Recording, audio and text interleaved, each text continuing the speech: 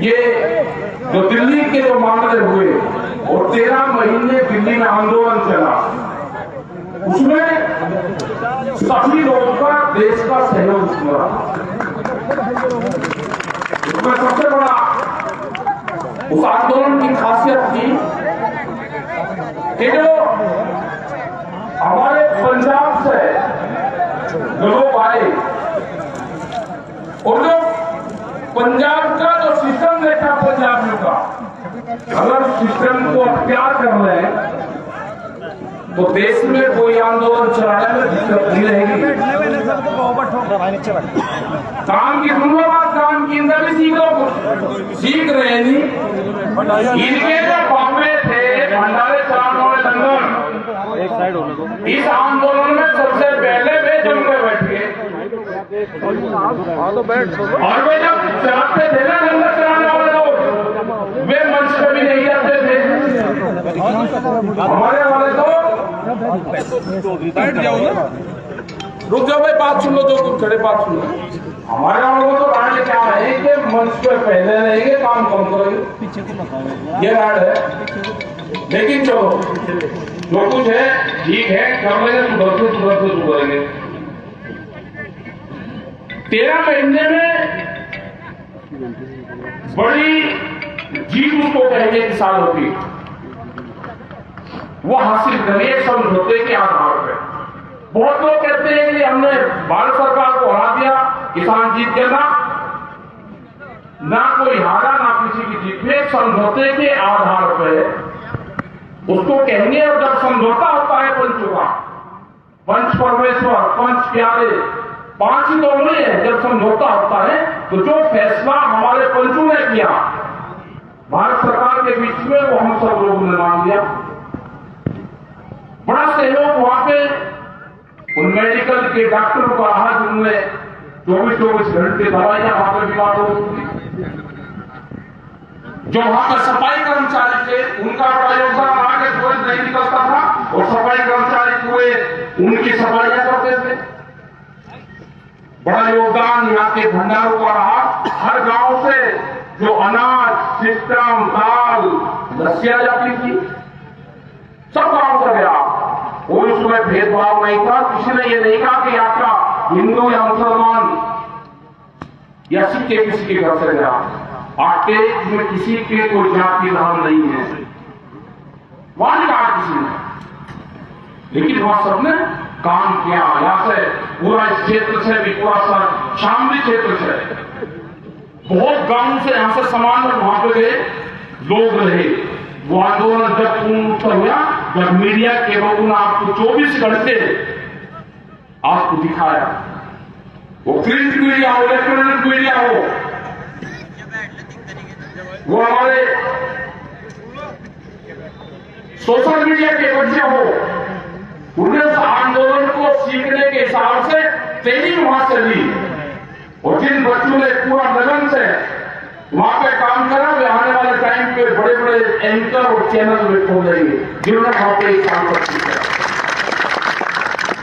बहुत लोग कहते हैं कि 13 महीने रहे वहां पे, कष्ट ले लिया। जब ट्रेनिंग होती है तो ट्रेनिंग में तो कष्ट होते हैं। वहां किसानों की आंदोलन की ट्रेनिंग थी 12 महीने, 13 महीने।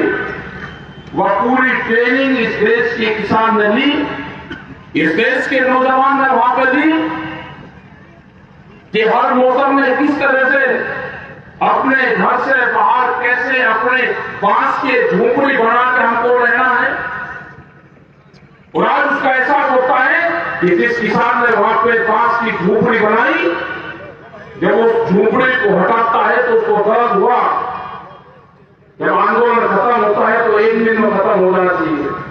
जब कोई पॉलिटिकल मीटिंग होती है तो 3 बजे लोग चलने लगते हैं, लेकिन वो दुनिया का एक पहला इस तरह का आंदोलन है कि आंदोलन की समाप्ति तो 19 तारीख को हो गई थी, जब प्रधानमंत्री जी ने एक बड़ी घोषणा की। लेकिन उसके बाद में भी लोग गए नहीं। और जब वहां समझौता हो गया 9 तारीख में, उसके बाद में भी वहां पे भीड़ बढ़ना शुरू हुई। और बहुत लोगों को कहने के बाद में वे कल 11 और 12 तारीख में आज लोग वहां से निकलना शुरू हो रहे हैं। उनको दर्द एक चीज का रहेगा हमेशा कि जहां पे हम एक साथ रहे, जिस गांव में हम एक साथ रहे, उस गांव की हमेशा याद आएगी। वो आंदोलन के गांव, वे विचारधारा से अलग अलग भाषाओं के लोग, मैं उनको दोबारा कहा मिलेंगे। लेकिन खुशी इस बात की है कि 1 साल की उनकी ट्रेनिंग पूरी हुई है। जिन लोगों ने उसमें 25 से 30-40 लाख लोगों ने वहां पर हिस्सा लिया होगा आंदोलन में, जो फिजिकल रूप से वहां पे आए होंगे आंदोलन में, क्योंकि 25 लाख के आसपास तो 26 जनवरी में थे, 4 लाख ट्रैक्टर फील्ड साइड में, तो हर रोज जो आदान प्रदान हुआ तो बहुत बड़ी संख्या में आदान प्रदान हुआ। वे वैचारिक रूप से बहुत लोग जुड़े जो वहां तक आ नहीं सकते थे, और ये वैचारिक क्रांति थी, ये पूरी हिंदुस्तान में गई। इस वैचारिक क्रांति से जो भी बच्चे जुड़े, जो भी नौजवान जुड़े, वे बेरोजगार युवा जुड़े, उनको एक ट्रेनिंग स्थल वहां पर था। वे बड़ी सोच लेकर वहां थे। सरकार 13 महीने बाद में मानी तो 13 महीने बाद भी वे गए। भारत सरकार से हमारा यह है कि जो समझौता हुआ उस समझौते पे काम करें। एमएसपी का इशू चला है पूरे देश भर में। अब एमएसपी को पत्रकार जान गए, एमएसपी को गांव का किसान जान गया, जो अपने खेत में फसलें बोता है उसको एमएसपी का पता चल गया। एमएसपी सरकार को नहीं देनी, ये गलत फहमी है जो सर बताते हैं कि एमएसपी सरकार को देनी है। अब आप समझ लेना, करीब 12 लाख करोड़ रुपए की एमएसपी की फसलें देश में पैदा होती है। मोटी मोटी सी अपनी बता देंगे, आपको सब कुछ समझ में आ जाएगा 1 मिनट में। ये एमएसपी है क्या और एमएसपी भारत सरकार लागू क्यों नहीं करना चाहती। करीब करीब 12 लाख करोड़ रुपए की हम 23 फसलें एमएसपी पर तैयार करते हैं। उसको अगर हम 3 पार्ट में बांटे तो 4 लाख करोड़ रुपए की फसलें हम अपने घर में कंज्यूम करते हैं। उसको हम खाने के लिए रखते हैं, अपने पशुओं के लिए रखते हैं, अपने बीज के लिए रखते हैं, और कुछ वो खाद हो जाता है। तो एक औसत सा मान लेंगे 4 लाख की हमने खबरदार को बच के 8 लाख करोड़ रुपया, 4 लाख करोड़ रुपए की हम फसलें ये मान लेते हैं कि उसकी एमएसपी पे खरीद होती है, कमती होती हो सकता है। भारत सरकार उसका पैसा देती है कि हमने 4 लाख करोड़ रुपए की फसलें किसानों से खरीद दी। अब घटना कहां पे है, 2.5 लाख करोड़ रुपया तो सीधा किसान के आ जाएगा और 1.5 लाख करोड़ रुपया जाएगा व्यापारी की जेब में, जो सस्ते में आपसे खरीद के और एमएसपी के दाम पे भारत सरकार को बेचते हैं। तो 1.5 लाख करोड़ रुपया तो आएगा वहां से, सरकार ने कौन देगा उसमें। अगर गारंटी कानून बन जाएगा तो 4 लाख करोड़ रुपए की जो खरीद होगी वो सीधी किसान से होगी, व्यापारी उससे नीचे पे खरीद नहीं कर पाएगा।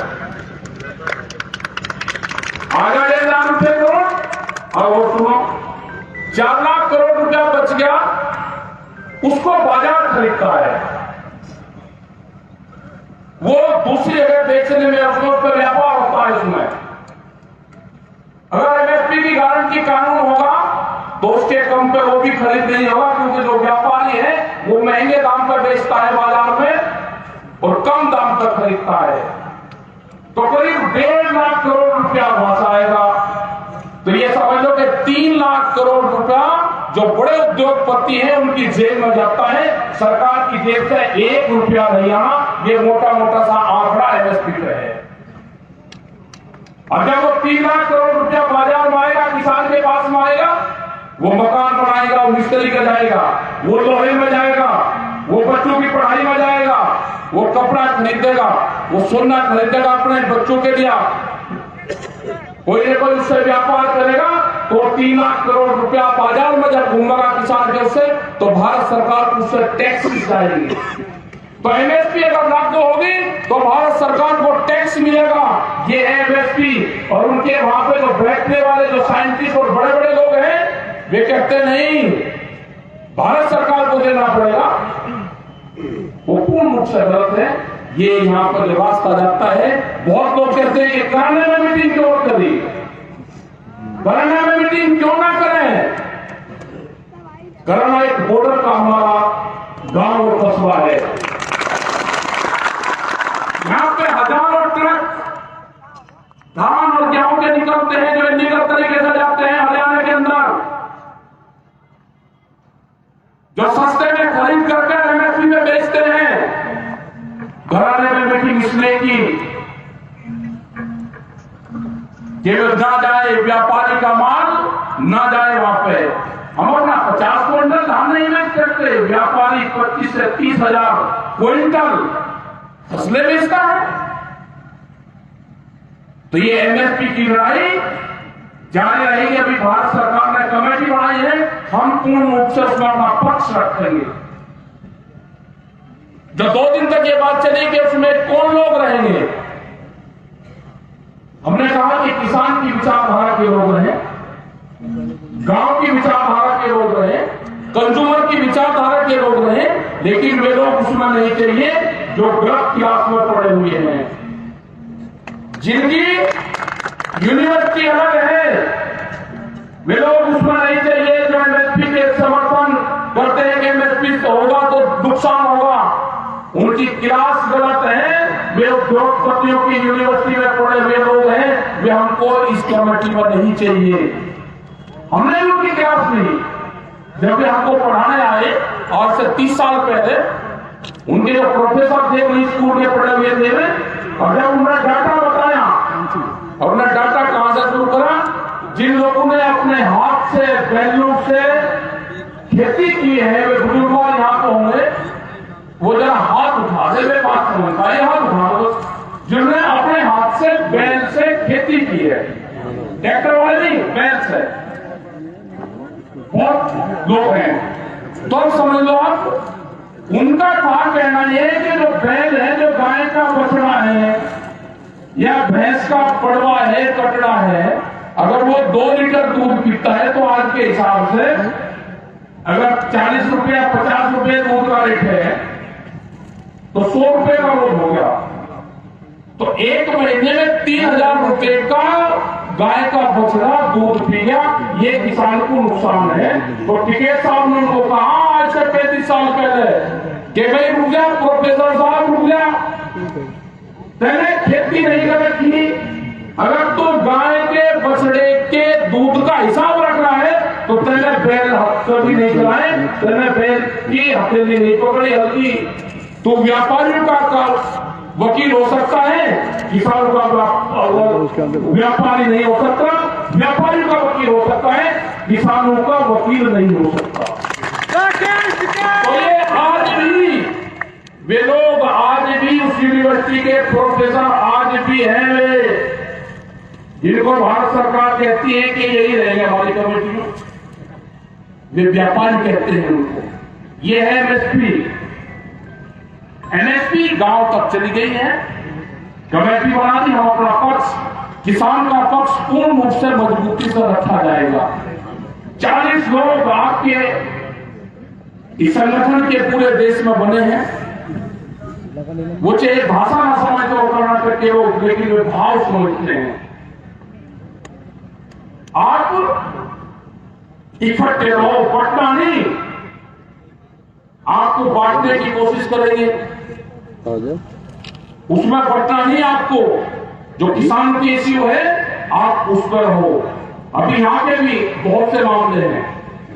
हाईवे एक निकल रहा है यहाँ का भी, ये दिल्ली देहरादून इकोनॉमिक कॉरिडोर, उसके भी बहुत मामले यहाँ पे। सहारनपुर, शामली, मुजफ्फरनगर, बागपत, एक ये भी है। इसमें भी जो निकल रहा है, इसमें भी कुछ किसानों की जमीन चली गई, पैसा नहीं मिला। तो इसमें भी किसानों के जो मुआवजा है उस पर सहमति नहीं बन पा रही। तो यहाँ के अधिकारियों से है कि उन किसानों से बैठ के बातचीत करें, जो मसले हैं उनको समाधान करें। आंदोलन खत्म हो गया, उन अधिकारियों से भी बातचीत होगी। जो पीडी है, जो डीएम है, उनसे बातचीत होगी। बहुत से सवाल आए हैं, वो जब बातचीत होगी तो उससे बात करेंगे। लेकिन ये सारी चीज जब होगी, जब आप इकट्ठे होंगे। बहुत बड़ी प्रेस आई, दिल्ली तक के लोग कवर करने आ रहे कि कैराने में जा रहे, कैराने में जा रहे, कैराने में क्यों जा रहे जी? हाँ जाएंगे भाई, कैराने में भी जाएंगे। कैराना का मजदूर जो हमारा नौजवान है, वो पानीपत में काम करने जाता है जी। जो हमारे यहाँ के बच्चे हैं पानीपत में काम करने जाते हैं, वे इंडस्ट्री यहाँ पे भी लग जाए, कैराने में इसलिए जा रहे, कैराने में इसलिए जा रहे कि जो यहाँ पे बिजली के खंभे दिखते हैं, अगर ये खंभा उत्तर प्रदेश की जमीन पे है तो किसान को 175 रुपए हाफ पावर बिजली का बिल देना पड़ता है, और अगर यही जमुना के पार होंगे तो इसको 35 रुपए हाफ पावर देना पड़ता है। कैराना में जाएंगे, उत्तर प्रदेश सरकार को बताएंगे कि बिजली के रेट हरियाणा के बराबर करो।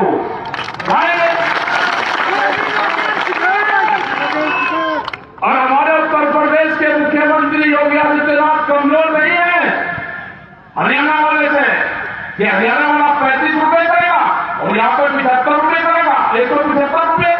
उनका कमजोर नहीं है, उनका बहुत मजबूत है। जाएंगे लखनऊ बात करने, उनका कंपटीशन करवाएंगे। वो भी बीजेपी की सरकार है, यहाँ पे भी बीजेपी की सरकार है। करेंगे, गन्ने का भाव वहां पे ज्यादा है, यहाँ पर कम है, करेंगे बात कराने में, पूरे प्रदेश में बात करेंगे। गन्ने की भाव की बात करेंगे, गन्ने का भुगतान नहीं है उसकी भी बात करेंगे। 4000 करोड़ रुपया बचा है भी उसकी भी बात करेंगे। सब चीजों की बात होगी। कराने में सरकारी प्लान है, इसको प्लान कहें या प्लान कहें, प्लान के तहत प्लान हो रहा है। प्लान ये सरकारी है, इसके बहकावे में मत आना, कोई किसी को नहीं भेजना। अपने काम पे ध्यान दो, अपने रोजगार पे ध्यान दो, उस पर ध्यान दो। बहुत बड़ी संख्या में हर रोज यहां से आदान प्रदान हमारा पानीपत का है। बहुत से बच्चे वहां पे अपना काम करते हैं, उस पर ध्यान दो। इन सियासी चालों में मत पड़ो। यहां पर मेल मिलाप है सबका, और वो मेल मिलाप भी रहेगा, इसलिए कराने में आएगा। खेती किसानी पे, गांव पे, गरीब पे, रोजगार पे, उस पर ध्यान दो। भारत सरकार से एक समझौता हो जाए, हमने बताया, वो समझौता भारत सरकार लागू करे। उत्तर प्रदेश और हरियाणा की सरकार के वहां के मुख्यमंत्री से बात करेंगे। जो किसान के ऊपर मुकदमे दर्ज है, करीब 50,000 से ज्यादा मुकदमे हरियाणा में दर्ज है, और 25-30 हजार लोग हमारे पे उत्तर प्रदेश में भी दर्ज है, जिनके पास में नोटिस गया। अगर कोई ट्रैक्टर वहां पर लेकर चला गया तो उसके पास में नोटिस आएगा, तो वो भी बात करेंगे। वे 10 साल पुराने ट्रैक्टरों की भी बात करेंगे हम सरकार से। वे 10 साल पुराने ट्रैक्टर में थे कि जो एनजीटी के नाम पे बंद करने का प्लान है, क्या कोई किसान जिंदा बच जाएगा कि 10 साल में अपना ट्रैक्टर बदल देगा? कोई रेते में चलाता होगा या कोई किराया भाड़ा करता होगा तो बदल सकता है, लेकिन किसान नहीं बदल सकता।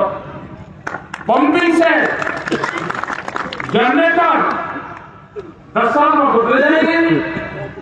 हमने कहा कि 10 साल में तो नहीं बदले जाएंगे। हम ये ट्रैक्टर आपको दिल्ली की चमचमाती सड़कों पर चला कर दिखाएंगे। हमने मगर भाई 26 तारीख की परेड थी, दिखा दो तो 4 लाख ट्रैक्टर वहां पर कह रहे थे आपने तो दिल्ली की सड़कों को खराब कर दिए, ट्रैक्टर चला दिए। अरे हम तो वही चला कर दिखा रहे थे। वे ट्रैक्टर के 10 साल पुराना ट्रैक्टर चल जाओ लगाते रहे, लेकिन बड़ी हिम्मत है एजुकेशन बहुत तरह के चले गए, हमने भी सब खत्म करते, कोई बात नहीं भाई, जब लड़ाई भिड़ाई होते ही दूसरे को कहीं करे, हमने मान लिए अपना सरकार अपना काम करे, ठीक है, ऐसा ना बोलिए, उसके पास में होता है काम करने का। यहाँ पर इलेक्शन की बात होता है, सारे प्रेस करोगे इलेक्शन में क्या होंगे? अरे अभी भाई जो सरकार है वो 5 साल में एक दिन खिले हैं, 2 महीने के लिए। अब सरकार खिली है वो दान पुण्य करेगी, और गांव के लोगों की कहावत है भाई, जो सरकार ने दिया तेल खुलने लगे। अभी चुनाव आचार संहिता तक जिस भी स्टेट में चुनाव है वे योजनाएं बनाए, दे कुछ ना कुछ, घटावे बिजली का रेट, बढ़ावे गन्ने का रेट, करवाए भुगतान, आलू का, बाजरे का, सब किसान दुखी हो रहा है, उसको करें 2 महीने है काम करने का। और नहीं तो भाई ये किसान फिर अपना जनता अपना सोच लेगी। अगर आप ठीक काम करोगे ये वोट आपको दे देंगे, आप नहीं करेंगे किसी और को दे देंगे। वोट को जबरदस्ती किसी से नहीं बोल सकता, वोट तो विचारधारा की है, आप अपनी विचारधारा ठीक कर लो तो ये आपको दे देंगे, आपकी नहीं होगी तो किसी और को दे देंगे। हमारे हाथ में कुछ नहीं है, हम तो आपकी योजनाएं आपके काम बताएंगे, ठीक है भाई। हाँ, हमारा संदा बहुत दूर है, तो अपना काम करो, काम 5 बजे का 6 बजे का हमारा प्रोग्राम चंडीगढ़ में है, बहुत संख्या में लोग आए, ठीक है, बहुत संख्या में लोग आए। अपना भाई धन्यवाद, इस नौजवान का भी धन्यवाद और सभी का धन्यवाद जिसने मेरे अपने बच्चे भाई पढ़ाई पे भी ध्यान रखो, जय हिंद और जय भारत।